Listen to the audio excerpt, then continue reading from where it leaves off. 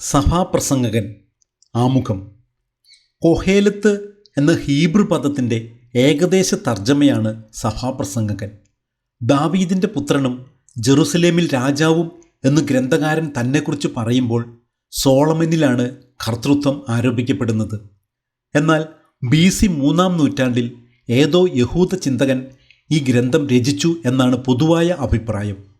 Greek തത്വചിന്തയുടെ സ്വാധീനം ഈ ഗ്രന്ഥത്തിലെ ഈ ചിന്താധാരകളിൽ പ്രകടമാണ്. മനുഷ്യജീവിതത്തിൻ്റെ അർത്ഥത്തെയും ലക്ഷ്യത്തെയും കുറിച്ചുള്ള ചിതറിയ ചിന്തകൾ എന്നല്ലാതെ ഗ്രന്ഥത്തിന് വ്യക്തമായ ഒരു ഘടന നിർദ്ദേശിക്കുക എളുപ്പമല്ല. എന്നാൽ അടിസ്ഥാനപരമായ ചില ആശയങ്ങൾ അവിടെവിടെ ആവർത്തിക്കപ്പെടുന്നതിൻ്റെ വെളിച്ചത്തിൽ ഗ്രന്ഥകാരൻ്റെ ജീവിത വീക്ഷണം അത്ര അവ്യക്തമല്ല.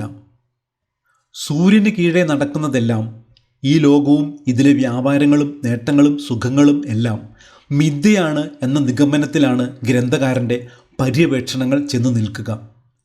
ദൈവത്തിൻ്റെ അതീശത്വവും ദൈവിക പദ്ധതികളും അംഗീകരിക്കുന്നുണ്ടെങ്കിലും ഗ്രന്ഥകാരൻ്റെ ചിന്താഗതികൾ അവികലമാണ് എന്ന് പറഞ്ഞുകൂടാ. പ്രവാസാനന്തര യഹൂദചിന്ത മക്കബായ വിപ്ലവത്തിലൂടെ പ്രകടമായ വിശ്വാസദാർഢ്യത്തിൻ്റെയും പ്രത്യാശയുടെയും പാതയിലെത്തുന്നതിനു മുൻപുള്ള പരിവർത്തന ദശയിലെ ഒരു കണ്ണിയായി സഭാപ്രസംഗകനെ ഗണിച്ചാൽ മതി.